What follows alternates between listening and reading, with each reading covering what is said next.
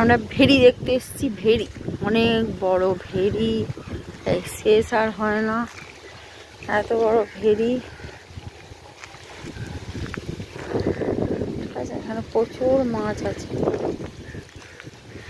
সব ফিশ করতে আসে।